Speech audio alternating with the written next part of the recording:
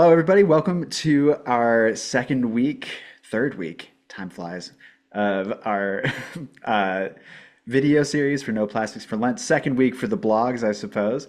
Uh, my name is Baird Linky. I'm calling from Missoula, Montana. Unfortunately, our co-host Ellie is not going to be able to be with us. She is in New York at the UN working on the this year's commission on the state of women. But we are joined this week by my friend Amr D. Peterman. Amr, would you like to introduce yourself to everybody? Yeah, absolutely. My name is Amar Peterman. I'm a author and a theologian. I'm uh, based currently in Milwaukee, Wisconsin. I was born in India and grew up in Northeast Wisconsin, and so back in my home state doing this work. Remind me your exact position at Interfaith America. What's your title Yeah, there? Assistant Director of Civic Networks, which doesn't give you all that much clarity on what exactly I do, but that's the title. Well, Amr, thank you so much for joining on this Lenten journey. What we've been asking our contributors so far this season to reflect on to start off with is just what has Lent been like for you growing up? Is it something that was a part of your family or your tradition? And then what is that looking like for you this year in 2025? Yeah, absolutely. I grew up in white evangelical spaces, in a white evangelical megachurch that didn't really talk about Lent. The church prided itself at the time on being what they called a mutt of the various denominations, and that folks who were dissatisfied with different high church and low church denominations could come to this space and find something very different than what they had experienced before. And so the liturgies and season of Lent were very much seen as something that was part of this old high church, empty tradition, spirituality. And so I didn't grow up with any Lenten practice. Um, I went to Bible college after high school and ended up on a floor primarily of 18-year-old freshmen. And in our first semester, we decided to fast. And none of us, we all came from very evangelical backgrounds, and none of us had really fasted before, but we had this very strong evangelical fervor that told us that this is something we should do. And so we, instead of going for a day, skipping a meal, we said we're going to spend 5 days. We're not going to eat. We're going to drink minimal water, and we're just going to full send and fast. And yeah, it was part of it was probably as being so young, we were able to just push through, and a lot of it is just an absolute blur to me of what happened. I imagine I was sleeping a lot. I was in quite a daze. But we all stuck to it, and we spent our meal times praying with one another, um, attempting to care for one another and our various illnesses, all the things that come with not eating for 5 days.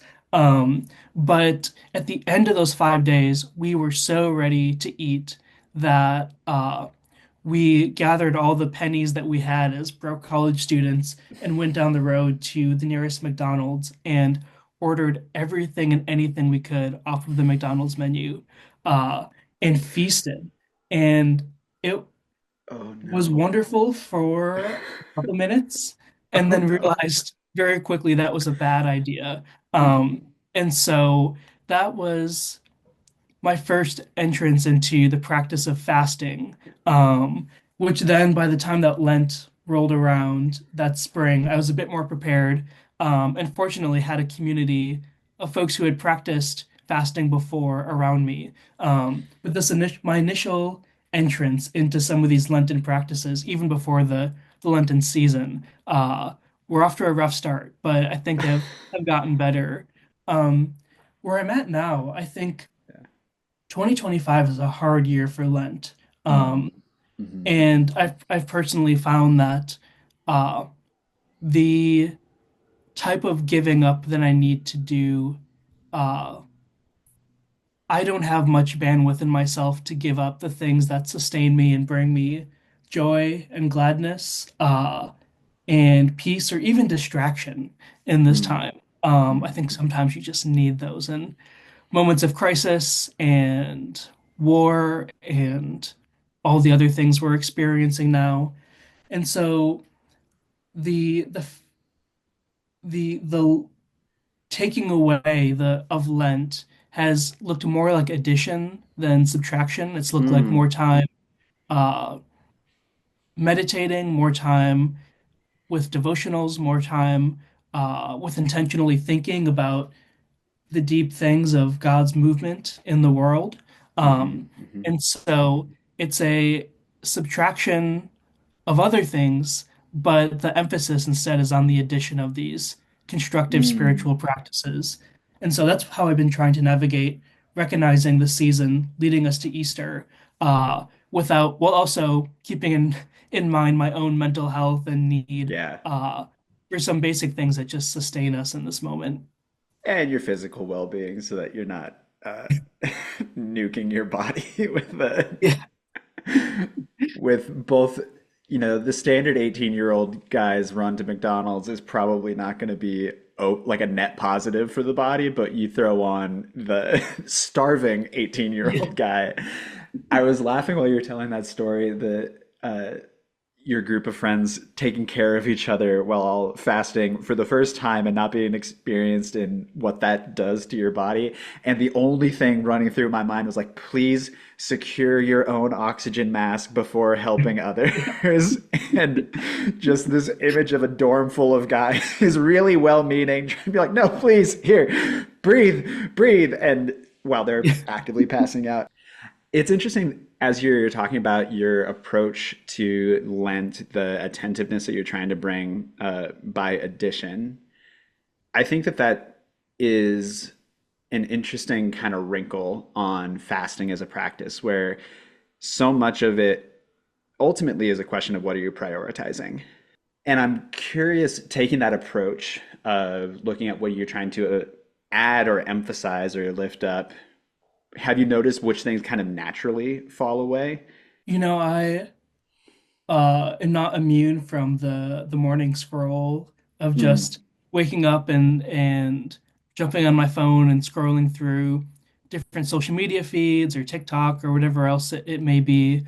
Uh, and the obvious paradox of those media feeds is that you see, the most sad and depressing news stories next to mhm. cute dog videos and little children and baby goats and all, and then comedy sketches. And it really can Right. just put your brain in a whirlwind of like how to engage with all these different things. And Hmm. so uh, I haven't cut out, social media from my Lenten practice, but Mm, I have replaced a lot of that time with uh, intentional quietness, mm, meditation, uh, reading scripture. I think too, I've uh, maybe it's not the best example, but essentially taken on projects like this where I'm digging more into scripture um, mm. for different writing projects and sermons and things like that. Even just to get myself to spend more time there. Yeah, but the intent has been less about completely shutting off social media or completely shutting off a certain app, Hmm. or using my phone for a set period of time. Uh, but yeah, it's definitely, there's been a healthy contrast between less time scrolling, more time, even just meditating, Mm. being okay with silence. I think that that illustrates something important, that it's ultimately about your relationship with something that is probably mostly neutral to good. Uh, like when we talk about fasting, it's not the same as like detox. That's a that's a different category of cutting out something that is actively not helpful, that's actively harmful. Like when you talk to people who are in recovery, they don't say that they're fasting from substances or from alcohol or whatever, um, because it's a different relationship. There's fasting doesn't say this thing is negative. I mean, like going way historically, food pretty essential, not something that you could really get away with saying is bad. but shifting our relationship to it and saying, is this way that I'm using this thing ultimately being fruitful? And can I give my attention to it in a different way? But I wanted to dive in a bit to your blog. And one of the things that the phrases that you pulled out is that fasting is this bodily reminder that all is not right in the world. And I was wondering if you could tell us more about how you think of it in this way. What do you think is hopefully the end goal of engaging with that reality? And what's the value of experiencing that on such like a corporal, visceral level in our bodies?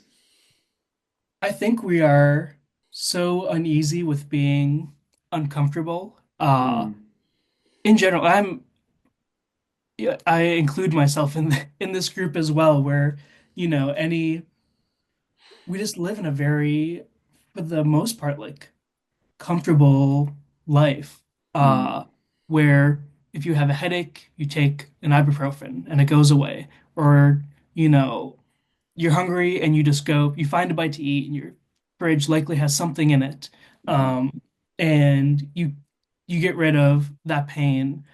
That's not a new lesson. Like I think people who mm, practice meditation or even just really kind of strong practices of self-discipline know like the greatest benefit often comes through discomfort. mhm, The first thing that comes to mind is like going to the gym. It's like the most uncomfortable thing. Like you don't go to the gym. I mean, there's like an endorphin rush to it and all of that. And supposedly there's this thing called a runner's high that I've never experienced in my life. Uh, but it's reaching this breaking point. And in that discomfort, you find something new. mm, Um, and so often we're unwilling to move into that space. mhm, And Lent, I think it's twofold. Discomfort reminds us of our corporeal nature, mhm, our ephemerality, our creaturehood, that we are imperfect, we are flawed, we are fragile beings that need air to breathe, and we need sleep, and we need food, or else things go south really quickly. mhm, Um, And when we sit in discomfort, we recognize that. And we have to, in Lent, bringing us to kind of this state of physical, and at times spiritual deprivation, mhm, um, is just like 40 days of sitting in that reminder. mhm, And that's what, I mean, that's the call at the beginning of Lent, like you are dust, and to mhm, dust mhm, you will return. And that's the echoing refrain through these 40 days. But the beauty of it is that we don't do this work of discomfort by ourselves. Like Lent mhm, is a communal practice. We're doing this with other people. Um, and not only the physical people around us, but I would say spiritually, we're doing it with this great, uh, cloud of saints who have practiced fasting and Lent for centuries and centuries, who are with us and guiding us, um, teaching us how to move through this season.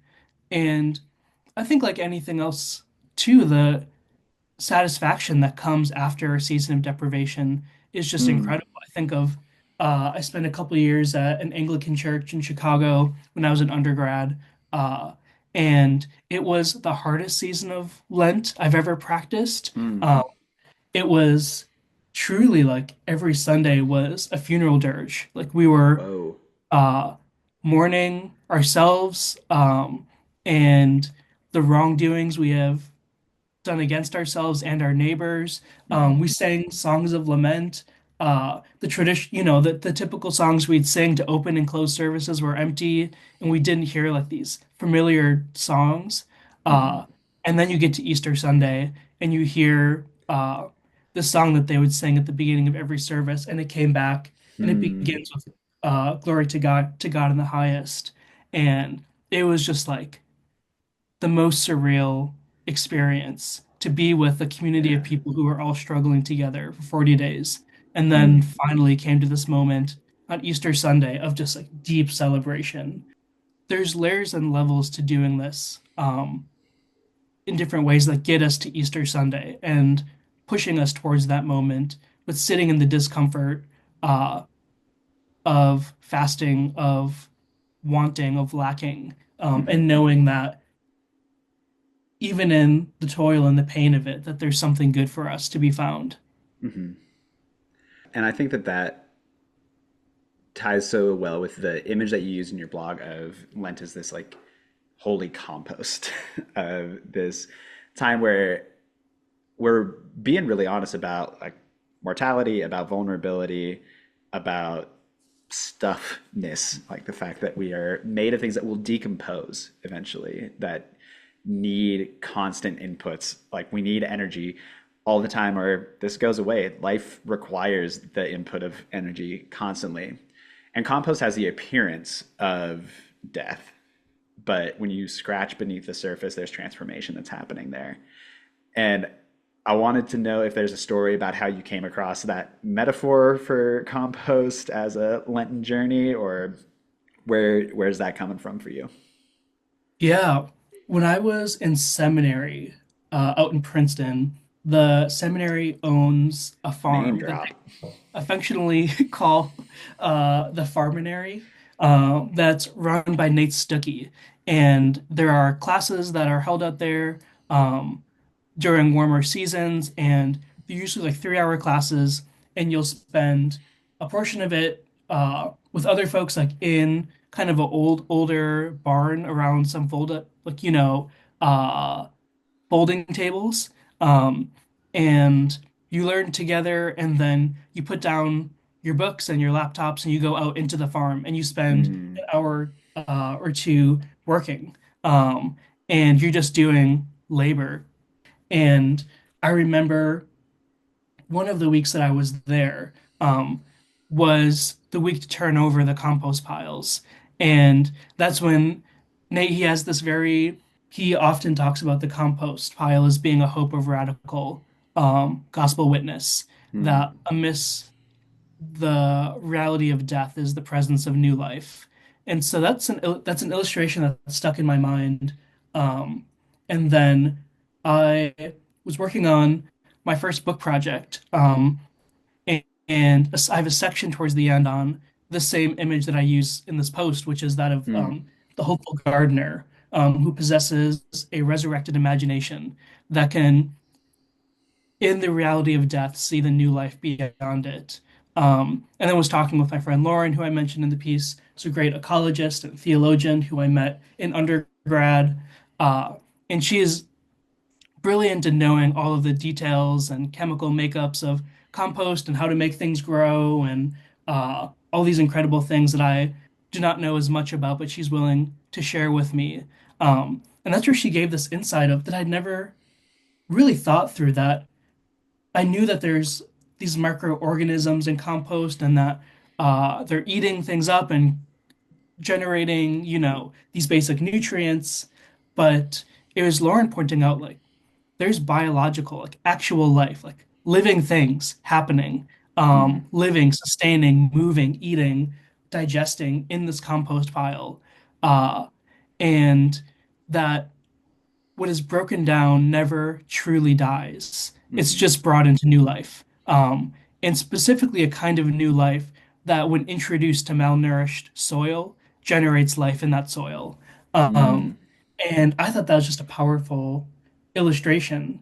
Um, and then even going back to, the McDonald's illustration, I thought it was funny because Lauren mentioned that there are these synthetic substitutes that, composting is hard, it takes a lot of time, it can go wrong, and then your work is all for naught, or it can go bad and then it smells terrible. And it's just like this really Not chemical, just like terrible, detail. it smells. We need to dwell in that just for a second. It smells so bad. It smells Yes. knock you on your butt bad, and it's so tricky to dial that in. Yeah, I mean, I think because of exactly that, there's now you can go to the store and buy the chemicals that you need to, plant or sprinkle on top of your soil to bring nutrients to it. But they're all chemicals. There's no Mm. organic life present in them. And I think back to the McDonald's illustration and going, of all the things that I could have eaten, I chose the most synthetic, unalive food that really is just like a bunch of chemicals.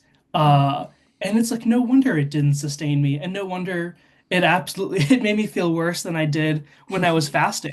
Um, and that goes back to the need for community and for someone to Mm. say like maybe drink some water, maybe have some fruit, maybe have some plain oatmeal, like just reacclimate yourself to the presence of food again. And so I think that's just a pattern that exists in Christianity today, that we Mm. substitute the hard work of like true, organic spirituality, so to speak, Mm. with a synthetic spirituality that is far easier, that comes far sooner or far quicker Mm. than the hard work of growing something meaningful that's rooted. Uh, but it's so easy to do. And so I think there's just a lot of uh, parallels to draw between the compost pile and what Christian faith looks like today. Yeah. I think that that metaphor is really potent, especially so much of Christian spirituality in the US tends to be like so many things in the US, like very individualized and so focused on your experience of God and your relationship with Jesus, which are all extremely important. But in an ecological way of viewing the world, the individual and the community aren't separable from each other, even though they are like distinct factors. And when we're talking about compost, one of the times where you get into that situation where you've got that really rancid smell going on is when you don't have oxygen flowing into the system and there's not Mm. a healthy exchange going between the system and the rest of the environment around it. And I think that what you emphasize so well in the blog is that Lent is meant to be a communal practice. And I think that there are still vestiges of that, where people still gather, like do the extra service each week, often with like a soup supper and these kind of nostalgic, almost old timey ways of being together still are accomplishing this really important thing, which is recognizing we need to spend time together on purpose. And Mm. so much of Lent is about that intentionality and having like a chronological frame around it in the year where like this is the time where we can really focus on that. Not the only time, but the time where we as a community choose to prioritize that. Like people who talk about participating in these old timey traditions, yeah, it does feel pretty dead if you're just doing it because it's always been done that way. Then it is just peer pressure from dead people. But the alternative of approaching it as this way of like we've people who've gone before us have been around the block. They've learned a couple things about how to take care of each other in community that are still relevant. Not things that we couldn't figure out for ourselves, but we don't have to figure out for ourselves. So the last thing that I wanted to talk to you about is that you close the blog down by talking about fasting as not this thing that we do to like punish your body. It's not about viewing the body as secondary or trying to drive home. I'm maybe putting words in your mouth right now, but the idea that you're a spirit in a meat suit and the most advisable thing for that spirit to do is to become less dependent on the meat suit. And that I think is a common enough idea in religious spaces generally, but especially in Christianity. How are you approaching this as fasting as a practice that is so visceral, but not like body negative? I have a few thoughts. The first comes from a theologian and a poet named Ruben Alves, who has a book called I Believe in the Resurrection of the Body. And the thesis of the book is essentially that God desires a body, Mm. that God comes to us in the fullness of human form, takes on flesh, places God's self within the constraints Mm. of what we talked about before, the need to eat and to breathe and to sleep, that the gospel can only go as far as Jesus's feet are able to take him, or as far as his voice is able to be carried. And um, that limitation, God says, is beautiful and it's sacred. Um, Mm, God's revelation is found in a human, in God who takes on flesh.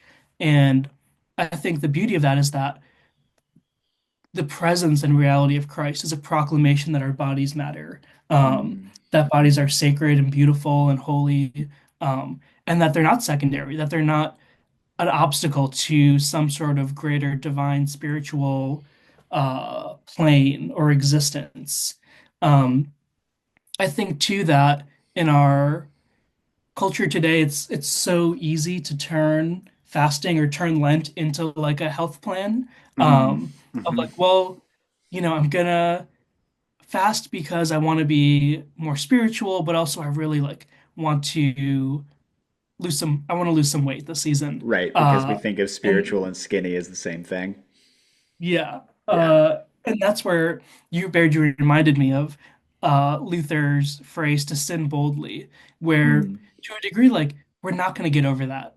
Like in the back of our minds, we may be fasting and we're going, "Am I losing weight?" And I think Luther's call is like recognize that and go to the Lord with it and say like, I mm, want to fast because I want to recognize my utter dependence upon God.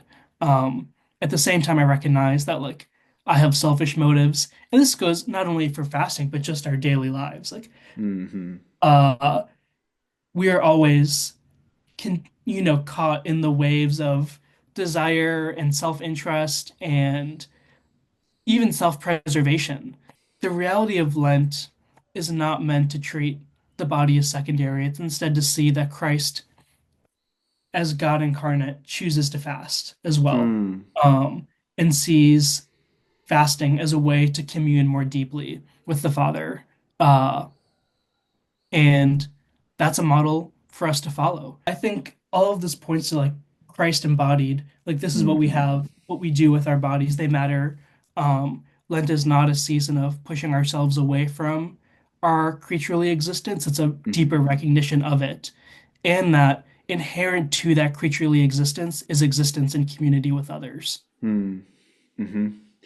I like that notion that our vulnerability, our hunger, our bodies are not bugs, they're features. They're ways of experiencing God that uh, are unique to the reality of being beings with bodies or just embodied things. And the way that you approach that as this thing of it's not about deprivation, it's not about discipline, it's about this relationship and understanding that vulnerability differently, not judgmentally, not in a way that says, you know, I should be mad that I'm hungry, or like the fact that I hunger is evidence of sin or whatever, a thing that needs to be controlled, instead of just saying, like, no, this is just a reality that we live in. And the most important thing that I think that we can do in order to deepen our relationship with God is to live in reality, to engage with the truth of the world and ourselves, because that's where God meets us in it. And locking ourselves up in our like spiritual castles and not engaging with the lived embodied reality of ourselves or of our neighbors or of the natural world, I think fundamentally misunderstands who God is and what God is wanting from us. In Jesus' choice, like you said, he chooses to fast, and that's cool. Like why would he do that of all things? You talked at the beginning of this conversation about this Lent being a really intense time. Like there's a lot of reason for people to be worried, and that maybe for this season, the traditional like ashen face kind of solemnity of Lent may or may not be appropriate for different people for where they're at right now. But that's what I've been trying to bring into this season of Lent as a time to realize what we've got Mm. and uh, and hopefully be able to come out on the other side feeling more confident and more secure during a time where I'm not feeling confident or secure. Amr, thank you so much for your blog, for your insights. Is there anything else that you want to leave people with from this conversation before we wrap up? Stay steady. Lent is Mm, it's a long journey. Find people to practice Lent with, join with others, whether that's in a spiritual community of saints, knowing that people around the world are with you, or finding people in your immediate context to know that you're doing this together and you're journeying towards Easter Sunday together. And so we hold out for that, the hopeful gardener, the resurrected mm. imagination that amidst the present sense of death, that new life is coming, and that's something that can hold and sustain us through this season. Awesome. Thanks so much, Amr. Thank you, everybody, for listening. We're looking forward to our next blog next week. As Amr said, stay steady.